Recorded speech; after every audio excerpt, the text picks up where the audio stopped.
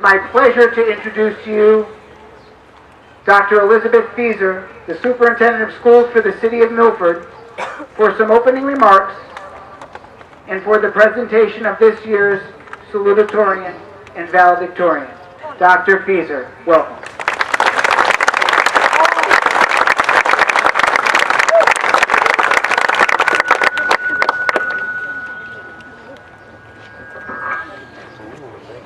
Mayor Blake, members of the Board of Education, and Board of Aldermen, as well as other dignitaries, Mr. Thompson, faculty, parents, family members, and friends of the graduates, and of course the members of the graduating class of 2014. I'd like to make just a few remarks before I introduce the salutatorian and valedictorian. I want to talk about the importance of community. I stand before a group of young men and women who are about to take a major step into adulthood, having completed high school. Intermingled among the graduates are faculty, those individuals who helped formally educate our graduates. And behind me, I see thousands of parents, family members, friends, and supporters of our graduates. In other words, I see the community of Milford that helped shape this group of graduates. Supreme Court Justice Sandra Day O'Connor once said, "We don't accomplish anything in this world alone, and whatever happens is the result of the whole tapestry of one's life and the weavings of the individual threads from one to another that creates something." I would like to suggest to the graduates that though you have lived but a short time on this earth, you owe a debt of gratitude to the countless individuals who have touched your lives over the last 17 or 18 years to get you to today. You could not have done this alone. Your family, friends, and the Milford community at large invested in you, invested in your education, wanting to see you achieve. So I ask you to reflect upon the community, small and large, that helped you arrive at this momentous occasion. And I ask you to give thanks. But in the same breath, I also challenge you to commit to doing the same for others when you depart today. Marian Wright Edelman, founder of the Children's Defense Fund, believes strongly that education is for improving the lives of others and for leaving your community and world better than you found it. You have received an education. Today is testimony to that. It's certainly not a given in this country for everyone, and certainly not a given in many other countries. Each of you turns a corner after today and heads in a new direction: college, specialized training, a job, the military. Wherever you find yourself, it is incumbent upon you to help strengthen the community you will be a part of, and do so such that it is better than when you became a part of it. Why is this necessary? A community is only as strong as its members. In building and sustaining a community, you help create a reservoir upon which individuals, families, and the community itself draw strength to grow and to nourish, even amidst difficult and challenging times. Finally, in my effort to underscore the importance of community, I want to remind you of its power. 2 months ago, there was an unthinkable and devastating tragedy here at Jonathan Law with the death of Maren Sanchez. Every one of you was affected by the loss of Maren, as was everyone across the school system and across Milford. Amidst this tragedy, however, this community came together as perhaps it never has before, in mourning, in prayer, together finding strength and comfort. Today, the Milford Public Schools and the city of Milford are stronger because of the community we are. The author, Terry Tempest Williams, wrote, "I have inherited a belief in community, the promise that a gathering of the Spirit can both create and change culture. You have been a part of the spirit that is Milford, a part of the spirit that is Jonathan Law, a part of the spirit that is giving strength and deeper meaning to this community. Carry Milford with you, and remember that you are part of a community wherever you will be, and that you need to contribute to strengthen it. And remember that the spirit of the community has the power to create and build anew. May God keep you safe in your journeys.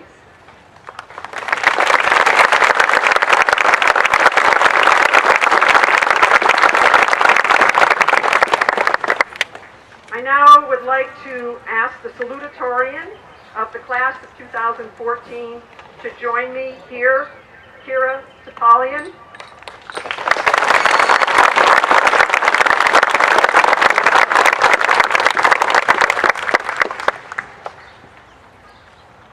Kira Topalian, daughter of Gerald and Timothy Topalian, is the salutatorian of Jonathan Law graduating class of 2014. Which means she has achieved the second highest ranking among her graduating class as measured by overall grade point average. Kira ranked second in the class of 258 students with a grade point average of 4.29. She earned this honor due to her superior academic accomplishments, which are noteworthy. She is a CAP scholar. She is an AP Scholar with honors, which is given to students who receive an average score of at least a 3.25 on all AP exams, all of them, and scores of 3 or higher on 4 or more of these exams.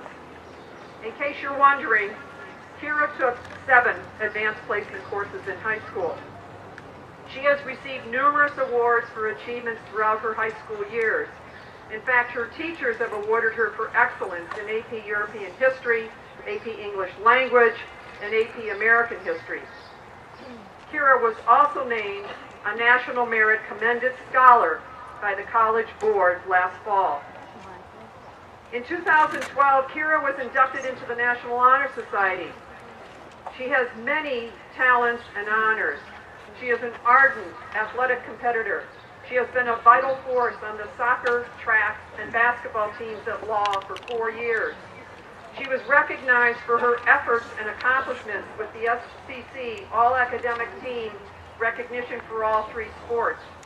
Her leadership skills resulted in her election as captain of the varsity basketball team. Kira also has a passion for acting. She has had many leading roles in a variety of theater production companies in the local area. She has been involved with the Long Wharf Youth Ensemble and the Jonathan Law High School Theater Program for over 4 years. At Jonathan Law, she served as Drama Club president. Her repertoire extends from Shakespeare to Broadway musicals. She starred as Dorothy in The Wizard of Oz, Rizzo in Grease, and Guldenstein in Hamlet, or Guildenstern, sorry. Most recently, she received a 2014 Halo Award for her role as Ronette in Little Shop of Horrors. Kira's impressive resume continues with her ability as an instrumentalist. She has musical training and performance credits playing bass guitar, and piano. In her spare time from athletics, academics, and theater productions, she amassed an impressive number of volunteer hours with the Relay for Life, the Milford Arts Council, and the Milford Recreation Children's Theater Camp. So many hours that she is graduating with distinction. Finally, Kira rounds out her week with a part-time job at a local restaurant. She has been an exceptional student at Jonathan Law High School. In the fall, Kira will continue her education as a member of the Honors College at Northeastern University in Boston. Her major, yet to be decided. It is my just privilege to congratulate her, to do so with pride, and so I now present Kira Topalian, salutatorian of the faculty.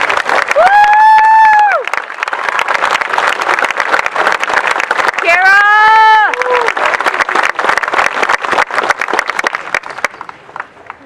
Dr. Feeser, Mayor Blake, Central Office staff, members of the Board of Education, Mr. Thompson, distinguished administrators, faculty and guests, family, friends, and fellow students.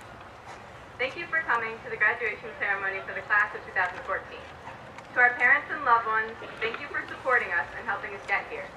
To our teachers, thank you for instructing us, putting up with us, and rounding up that 79 when we really, really, really needed it to be an 80. Finally, to my fellow seniors, we made it.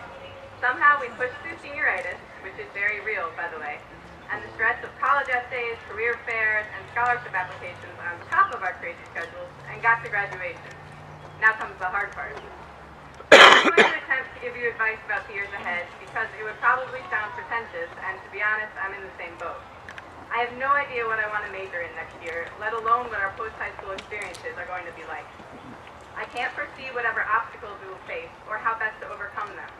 What I can share with you are a few insights I've discovered about us and about law while picking my brain for something meaningful but original enough to write a speech about. Number one, we aren't expected to have a plan, and we shouldn't put that stress on ourselves. One of the most frustrating things I can remember thinking about this year is how unfair it was that colleges and other post-high school institutions expected me to know what I wanted to do with my life when I was 17. I can remember complaining, well, whining really, to my teachers and parents. Just this year, we still have to ask permission to go to the bathroom, yet we're expected to have a plan laid out for our careers. However, I've come to realize that no one expects us to know what we want to do with our lives.